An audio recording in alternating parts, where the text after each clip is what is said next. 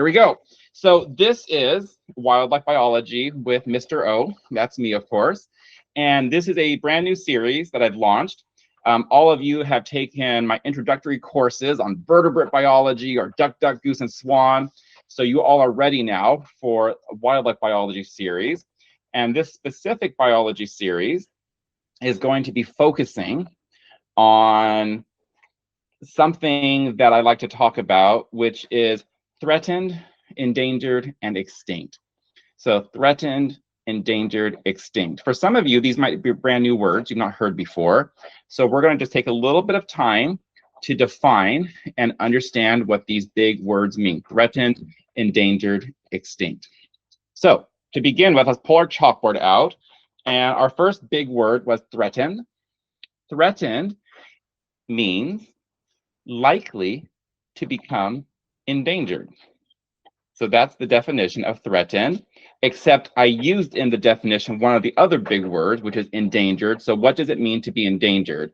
If you're threatened, you're likely to become endangered. So what is endangered? Endangered means that you are in danger of extinction. So there's the definition, but I used another one of those words in the definition. So what does it mean, extinction? Well, extinct means no longer existing. If your animal is extinct, it means it no longer exists. So going backwards, starting from the top, threatened means likely to become in danger of no longer existing. That's what it means to be threatened. It means it's not gone. It's not on the brink of being gone, but it is likely to become gone. So endangered means it's in danger of being gone forever, and extinct means that it is actually gone forever. And so we use these words when we're describing different animals or plants that need help or are in danger of no longer existing. Okay, so there is an organization called the IUCN, and IUCN stands for the International Union for the Conservation of Nature. So if you're able to, why don't you repeat that with me? The International Union for the Conservation of Nature. Now that's a very long statement, but we shorten it to IUCN because those are the four major letters of International Union, Conservation, and Nature. So what is the IUCN? The IUCN is an organization that pays attention to all the animal species and considers, are these animals threatened, are they endangered, or in the worst case scenario, are they extinct? So the IUCN maintains something called the Red List. The Red List can be found at this website. It's IUCN Redlist.org. So if you had a pencil and wanted to write this down, this is a website that you can go to and you can search for any species, any animal species, and it will tell you what its status is. How is it doing? So it's IUCN Redlist.org, and the IUCN will have these little circles that has a little straight portion in the upper right corner, and these symbols can also be found at your local zoo or animal sanctuaries, that it tells us how is the animal doing. Is it threatened? Is it endangered? Is it extinct? So I'm just going to real quickly go through all of these things. So the first one is, if you see a gray box, a gray circle with that little symbol in the corner that says DD or data deficient, this just means we don't know enough about it. We haven't studied it, and we need people to go out and study this species. If you see this one called least concern, this is the one we want to see the most. Least concern means it is not endangered, it is not extinct, and it's doing okay. But I like the word least concern because even though we don't need to be very concerned about it, we should be a little concerned about it to make sure that it doesn't go extinct or endangered. Okay, the next one would be called near threatened, which means it's not doing perfect.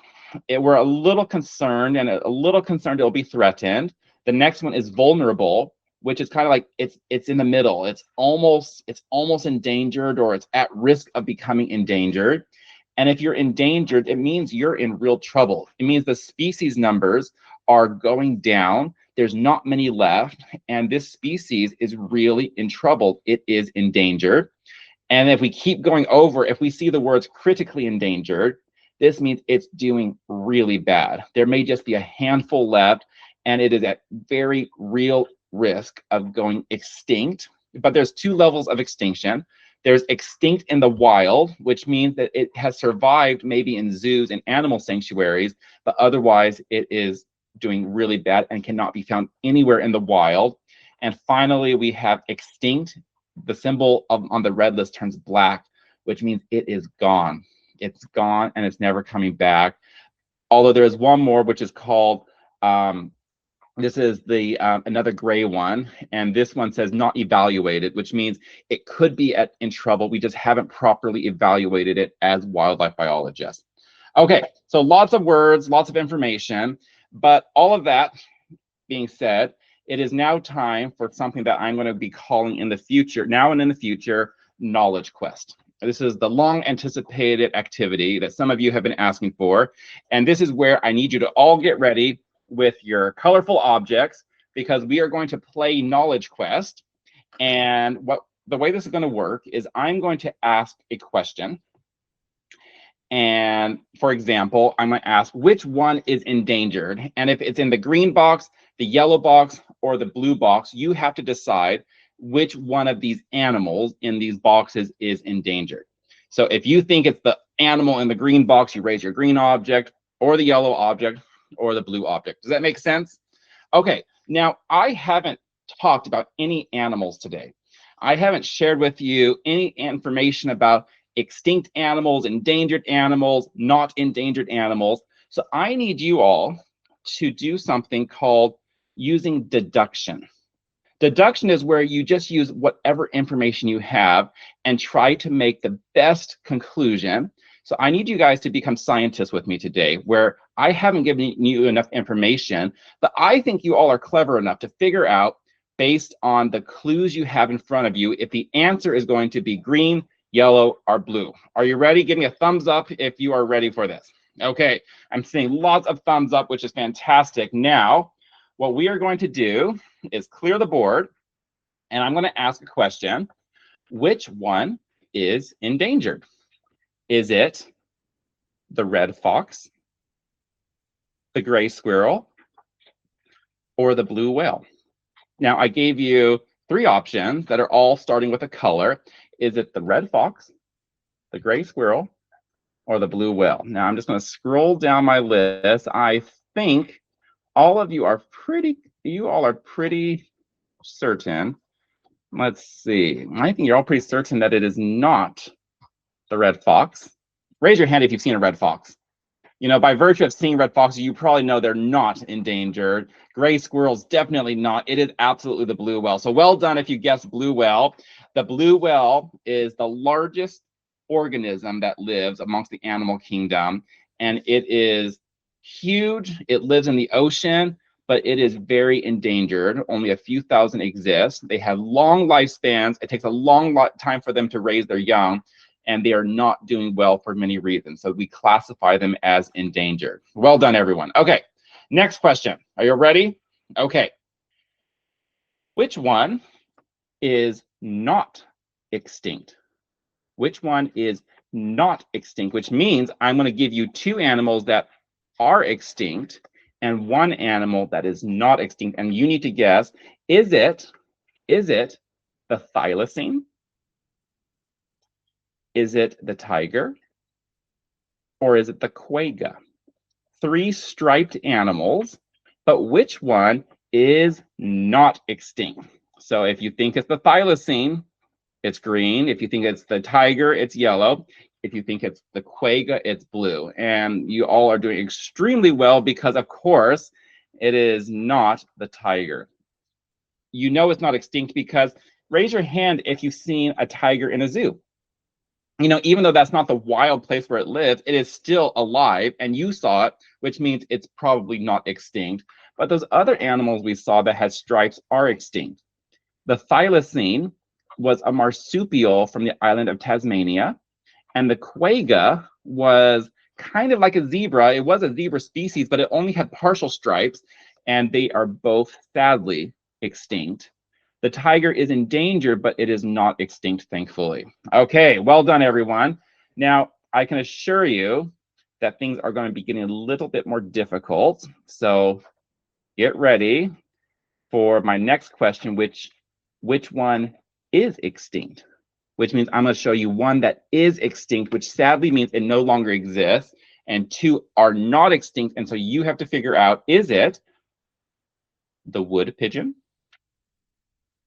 the passenger pigeon, or the Victoria crowned pigeon? So these are three pigeon species, and I need you to identify, is it the green wood pigeon, the yellow passenger pigeon, or the blue Victoria crowned pigeon? Okay, now I do think we have some varying answers, but once again, I'm going to help you out with this one because we're going to use deduction. Deduction is where you use what available clues you have and decide which one of these three pictures looks a little bit different than the other two. And one of them is a painting. It's a painting, not of the wood pigeon, not of the Victoria crown pigeon, but of the passenger pigeon, because the passenger pigeon, well done for everyone who guessed yellow, well done. The passenger pigeon is extinct, although it was once the most numerous bird in the world ever. It numbered in multiple billions. When the passenger pigeon was not extinct, it numbered more than humans on the earth. There were billions of them in Eastern North America.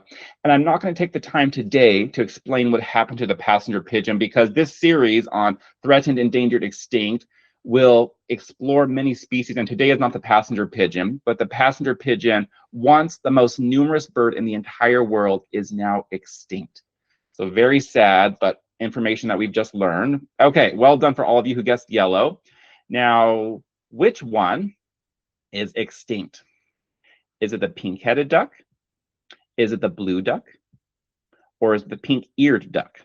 Now, honestly, all of these kind of sound made up. Pink-headed duck, blue duck, pink-eared duck.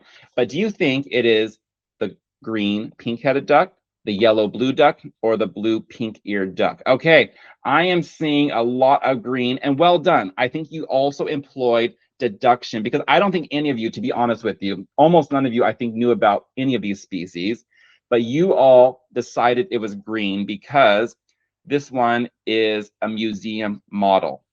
This pink-headed duck is extinct, very sadly, and this is a museum specimen of a dead duck that was stuffed and preserved to look alive, but it is sadly extinct. You know me, Mr. O likes ducks, and so it's very sad that there is a duck that is never going to be seen again alive in this world. Okay, next one. Which one is critically endangered? Now, of the ones I'm going to show you, some of you who have joined my class recently will know that these are all ducks, or animals, I should say, that I have in my house. So which one does Mr. O have in his house that is critically endangered? Is it green, the ringtail, yellow, the Laysan duck, or blue, the bearded dragon? Okay, now I think a lot of you know that I like ducks, and I, in fact, have a critically endangered species called the Laysan duck. So well done for everyone who guessed yellow. Very good job. We talked about this last week. The Laysan duck is from one of the Hawaiian Islands. At one time, it reached the number 7. There were only 7 Laysan ducks in the whole world, and that was in the 1920s. And thankfully, it has improved dramatically.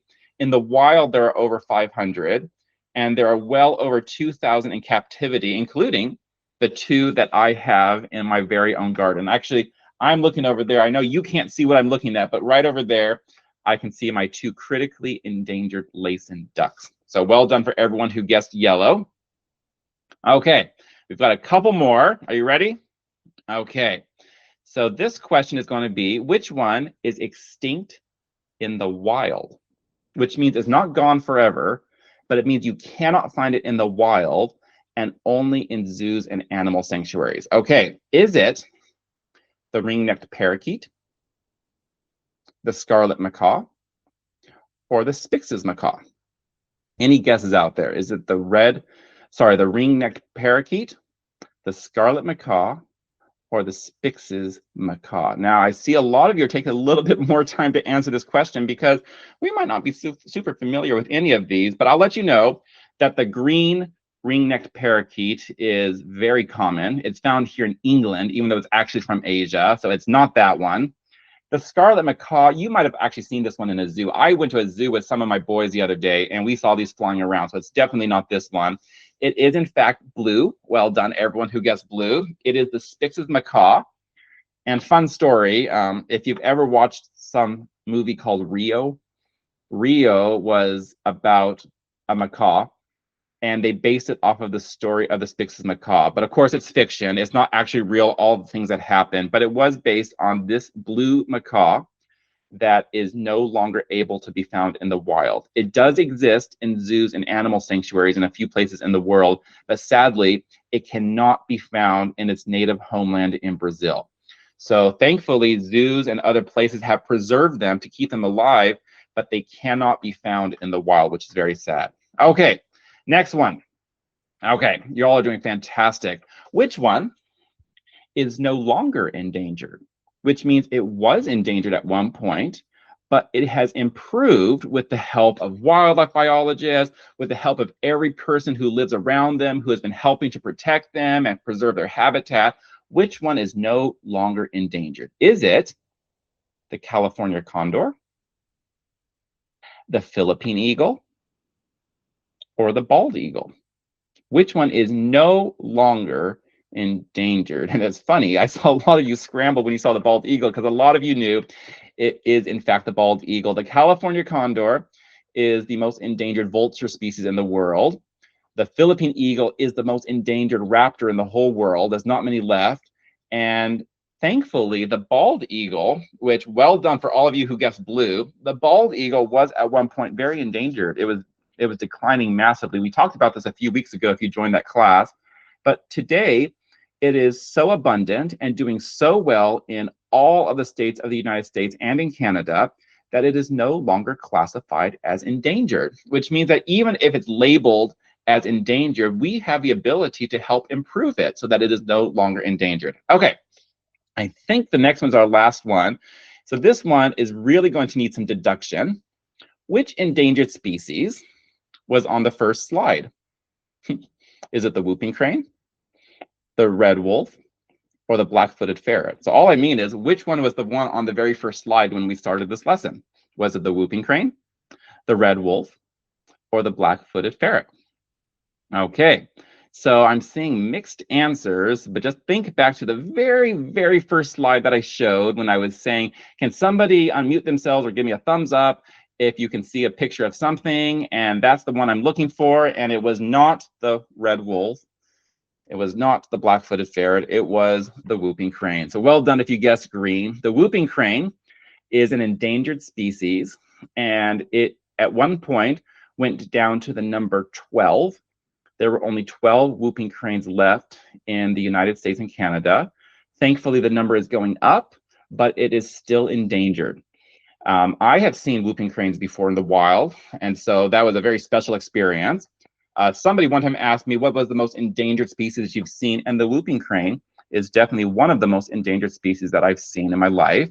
But we're going to conclude there. So well done if some of you got 100% on this activity and guessed all of them correct. But I think almost all of you got multiple ones correct. So well done to all of you.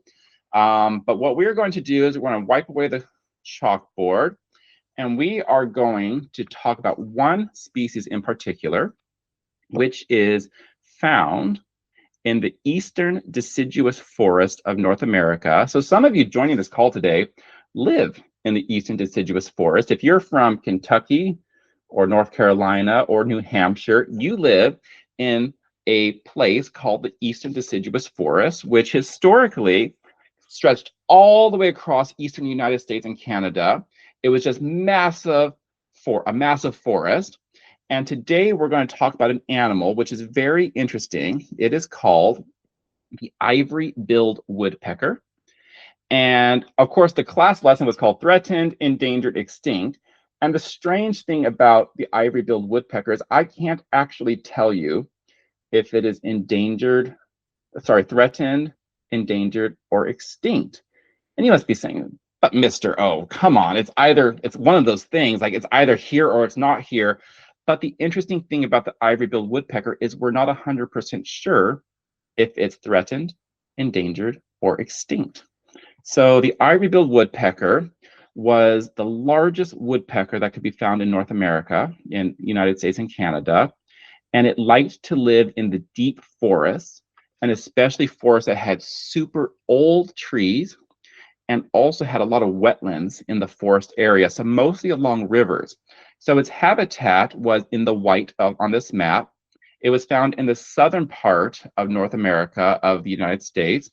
Now, it wasn't found everywhere where it's white. It was only found where there were rivers with old trees, because the ivory-billed woodpecker used the old trees for two reasons. One was for their nests. This was a mass of woodpecker, and so they needed big trees. And as a woodpecker, they would peck into the wood in order to make these really big holes, these big cavities. Some of them would stretch up to 2 feet deep, and they would have their eggs in there. And they would also peck into the old trees looking for their favorite food, which was beetle grubs, beetle larvae, big, fat, juicy, white beetle grubs. And so these could be found in the forests of eastern United States. But the very last photograph, as you can see from this one, this is the last photograph of the ivory-billed woodpecker. It's a black and white photograph, which means it's quite old. This photograph dates from the year 1944. So almost 80 years ago was the last time somebody was able to take a photograph of an ivory-billed woodpecker, and they found this one and his mate. This is the last known picture of a pair of ivory-billed woodpeckers. They were found in Louisiana, and they were found in the last forest that was known to have breeding ivory-billed woodpeckers. But because the trees were so large and they were so good for houses and for furniture, a company that made sewing machines bought this forest, and they cut down every single tree, and the ivory-billed woodpeckers disappeared. And they weren't seen for a long time, and there was no photographs taken that were valid. But strangely, before you get to what was so strange about it, the ivory-billed woodpecker today can only be seen in museums with a photo. We can take a picture in a museum of a dead ivory-billed woodpecker, but the last valid photograph was from 1944. But the strange part I was about to say was that since 1944, people have been still reporting ivory-billed woodpeckers all over where they used to live, so much so that lots of expedition and research was done to find out, was the woodpecker still alive? Because they like to be in deep forests, which would be far away from cities and where people were. And so many, many wildlife biologists went to these places to look for ivory-billed woodpeckers. And when I went to university in North America, in the United States, I actually had my ornithology professor. He was the one who studied birds. He set up cameras in Florida, and I helped him do research one summer, and we checked his cameras because he was setting up these cameras in the swamps of Florida, hoping that maybe he would find a picture of an ivory-billed woodpecker. And I helped him look through tens of thousands of pictures on his cameras, and I did not find an ivory-billed woodpecker. But many people claim to have seen ivory-billed woodpeckers. The problem is the ivory-billed woodpecker is one of many kinds of woodpeckers in North America, and it really looks very similar to one kind of woodpecker, which is still alive, called the pileated woodpecker. And they do look similar. There are some differences, but they're both very large. They're mostly black and white, and they have that red crest on the top of their head. But when they fly, you can see that the ivory-billed woodpecker has a lot of white on the ends of its flight feathers, which is kind of the distinctive mark that somebody with experience would be able to say that this is not a pileated woodpecker, this is an ivory-billed woodpecker. And so over the years, people kept reporting them so much that in 2004, it made international news when somebody in the state of Arkansas said with assurance, I have found ivory-billed woodpecker still living. The only problem was they never could get a really, really good photograph. And so this was the best photograph that they could capture. They were in kayaks. They were kayaking in a river in the deep forest of Arkansas, and they saw something fly, and they didn't have their camera in the right angle, and so they took their picture with their old-fashioned cameras, and this is the best angle. And you can see it in that yellow circle. There's something there. It's just, is it 100% an ivory-billed woodpecker for a proof, for solid evidence that we found an ivory-billed woodpecker? And so people have debated, is this an ivory-billed woodpecker? Is it a pileated woodpecker? Is it just something else?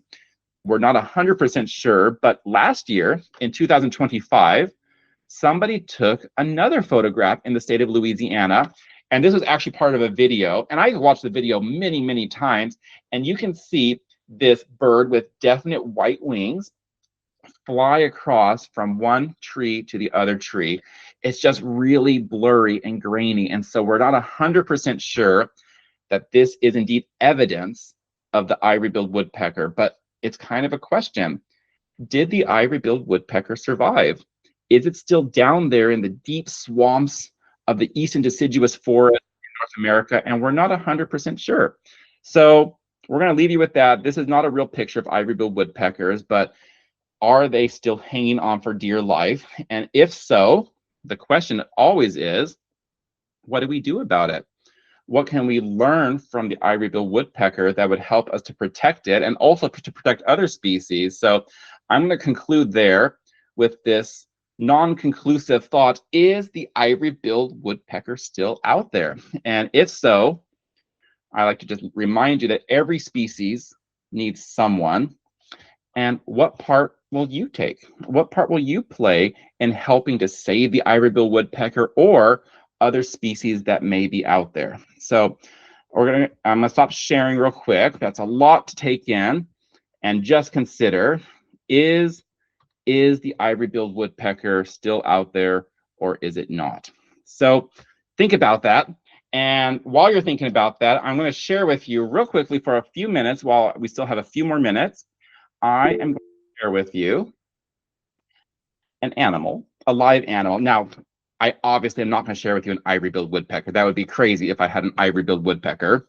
But I'm going to share with you an animal that lives in habitat very similar to the ivory-billed woodpecker. So give me about 3 seconds, and I'm going to share with you these animals. Okay. Well, I have them right here. Some of you have actually seen these before because these guys were born last week. These are the ringed teal. These are the ringed teal that were born actually 8 days ago. And some of you who joined my class 8 days ago got to see ducklings that were about 3 hours old. And so here we go. Here's my ringed teal. They're now 8 days old.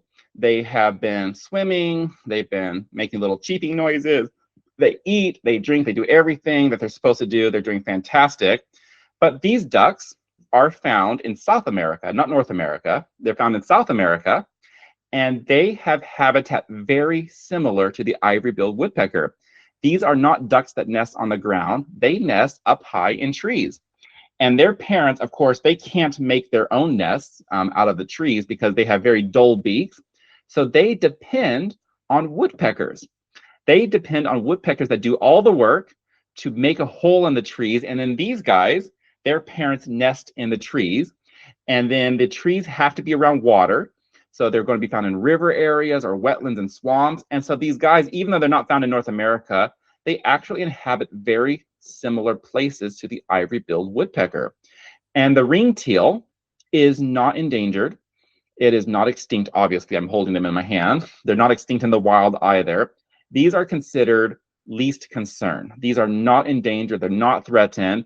But it's a reminder to us that their habitat is very similar to the ivory-billed woodpecker. And the main reason why the ivory-billed woodpecker is either extinct or very endangered is because they lost their habitat. So these ringed teal are a reminder to us that we need to make sure these guys don't follow the same story as the ivory-billed woodpecker, and that we help to preserve and to conserve their habitat. So these guys are looking very, Very nice. I'm gonna put one down. So, oops, there we go. We're gonna get a little closer. And there we go. You can see these lovely ringed teal. You can see right here on his wing, no feathers growing yet, but you can still see his little wing. It's starting to develop. And here's his other wing. And so they can't fly for another 2 months, but they're well on their way. They're growing very well. This lovely little duckling just pooed right over me, which is a very normal thing for an animal to do. So we're just gonna clean that up real quick. The other one is running for dear life, so I better hold on to him. Here we go. So anyway, you can all say goodbye to the ringed teal, and thank you for being here with us. And if you keep joining us, you might be able to see them week after week and see how quickly they grow up. So I'm gonna go ahead and put them back in their cages. All righty. Well, this is now the time. Oh, here's another poo stain. I'm gonna clean it up real quick. This is now the time that we have for questions. And I've had a hand raised up from New Hampshire for quite some time. So if you want to go ahead, unmute yourself and ask your question. From New Hampshire or from Cambridge, whichever one unmutes first. I was wondering, you know those geese that jump from really high? Have they jumped yet? The geese, have these guys jumped? Yeah.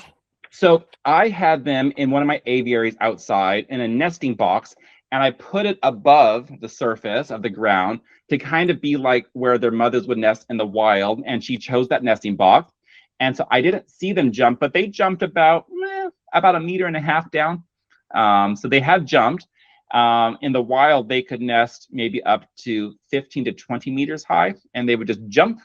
And they are so lightweight that when they jump, even if they hit the ground, they weigh almost nothing, and there's almost no damage to their body. It's just the way that they are, because it is much safer for them to nest in the trees than on the ground. But yes, these guys have jumped. Okay. Is the question New Hampshire? Are we able to unmute and ask our question?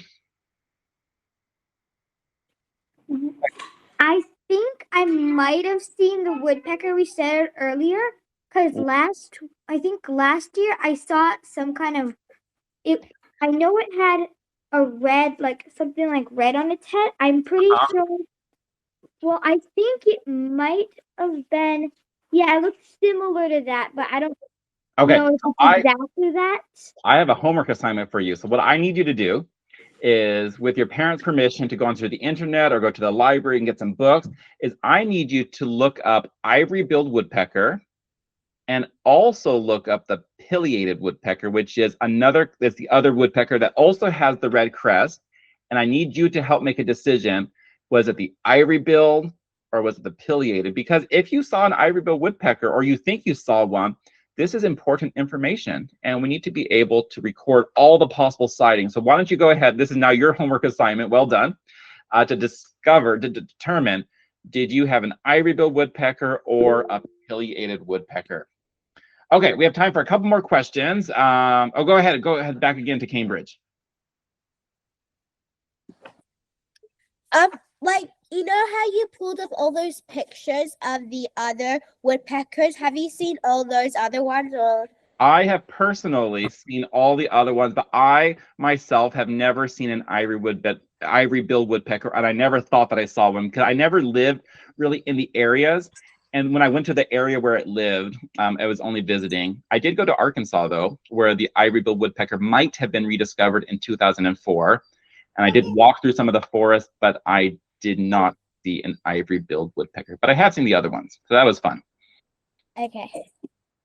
Excellent question. Okay, anything else out there? Another hand raised from New Hampshire. Go for it. If we get that, if we can get that assignment done before we leave, because we're leaving tomorrow. Right. So if we get that assignment done before, I'll probably tell you next, or I will look forward to that a lot. I will look forward to that a lot. And I know you might not see it again where you are, but the best thing that you could ever do would be a phone or a camera and take a picture of it, because the first person who gets a solid picture of the ivory-billed woodpecker is going to be quite famous. Because we've seen those blurry images, but no one yet in the last 30 years has actually gotten a good solid image, which doesn't mean that they're not there and that they didn't see them. It's just we need some good evidence to make sure that they're still alive, even so that we know which forests we need to protect and which areas we need to conserve. Okay, we have a question coming from London. If you want to unmute yourself, and then we'll go to North Carolina. Go ahead. All right. We want to know, is there a way to tell the difference between male and female ivory-billed woodpecker? Ooh, that's an excellent question. The answer is yes. Here's my model of an ivory-billed woodpecker. The females and the males are approximately the same size, maybe a few centimeters different, but the main difference, then the biggest difference, is the females do not have the red crest. The female is going to have an all black crest, and that's going to be the major difference. So if you saw a large woodpecker that had a black crest, then you would be looking at a female ivory-billed woodpecker. Really good question. Okay, we have a question coming from North Carolina, and then we'll jump back to Cambridge. I just have a question, because we hear woodpeckers in our forest where we live. Okay, do the woodpeckers leave a forest when there's a new development being built? So that's a good question. Well, woodpeckers, almost all species of woodpeckers depend on wood. They thrive on wood because it's for their habitat, for their home, because they'll make their holes in the cavities, or they get their food out of the trees. And so an ivory-billed woodpecker, one of the reasons why they declined and the other one didn't was because they were very specialized and they were very easily disturbed by humans. They needed to have undisturbed forests with very large undisturbed trees. Other woodpeckers in North America that are still surviving are going to be less found around a new development, but the pileated woodpecker, there's another one called the red-headed woodpecker, there's the downy woodpecker in North America. All of these are somewhat comfortable around human development. So you still will see them, but of course, if there's lots of noise and lots of disturbance, then they're less likely to be seen. Good question. Okay, we'll skip back to Cambridge, back to England. If you want to unmute yourself and ask your question. Why are some species categorized as critically endangered when they're increasing? Okay, you cut out for just half a second. You asked, why do some species, one more time.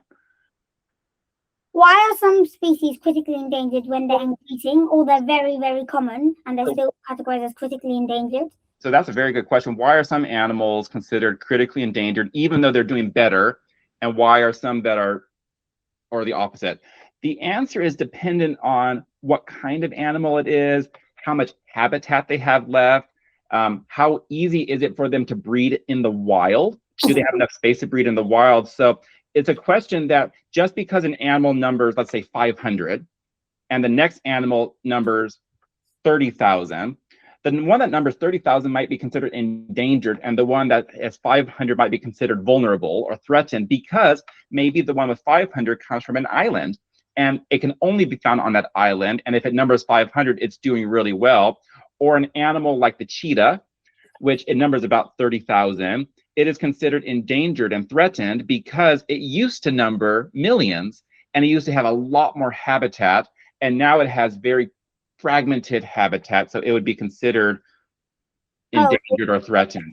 But I've known some species which have like populations of only like a few thousand and they're least concerned, and some species which have hundreds of thousands and they're critically endangered. So a lot of it depends on its history and how is it doing in the wild. Is the population of 1,000 stable and the population of 30,000 not stable? So it depends on the species. And this is what wildlife biologists do, because it's very important how they're classified, because if they're not considered endangered, we may not worry about them and protect their habitat. And if they are considered endangered, then we will protect their habitat and such. Okay, that's an excellent question. And what I think I need you to have a homework assignment. Can you or your father send me any of the species that you have questions about? Why is this one considered endangered, but this one is not? This is excellent research for you to do, and you can send me your findings or your questions. That's a really good question. Okay, we're gonna go to London and then back to Cambridge, and then we're gonna have to call it good for today, unfortunately. So why don't we go ahead to London? If you can go ahead and unmute yourself. If the Alvarenga household could unmute themselves, and go ahead. How many feathers does a woodpecker have? How many feathers does a woodpecker have? I do not know how many, but I would guess based on their average size, maybe about 7,000 to 8,000. I'm guessing, 'cause I don't know, but that's probably an estimate I would make based on the size of the average woodpecker. 7,000 to 9,000 maybe. Good question. Okay, we're going to conclude our questions with back to Cambridge. So if you're going to unmute yourself and ask your final question. How many different species of woodpeckers are there? Okay, once again, I don't know the exact answer, but it is it's over 300 species of woodpeckers. You know, here in England, I believe we have 3 that can typically be seen. One is less common than the others, and another one flies through every once in a while. But around the world, mostly in South America and along the equator, there are over 300 species of woodpeckers. Sadly, the 3 biggest woodpeckers, 2 of them are extinct, or the ivory-billed woodpecker may be extinct, and the 3rd one is critically endangered. So sadly, large woodpeckers have not done well, but many of the other species that are smaller are doing okay. All righty, well, thank you very much. Those are excellent questions, and I look forward to hearing more from you. You can always ask additional questions in the future by sending your teacher, your parent to send me an email or message me, and you can ask your questions. But otherwise, I will look forward to seeing you in the future for more wildlife biology series. So this is the time that we can all unmute ourselves and say hello, goodbye, and see you next time. You can all Hello, goodbye. There we go. Next time. Bye. Thank you very much. Fantastic having you all, and very good questions, everyone. Bye. Excellent. We'll see you all next time. Bye. Thank you. We'll see you soon. Okay.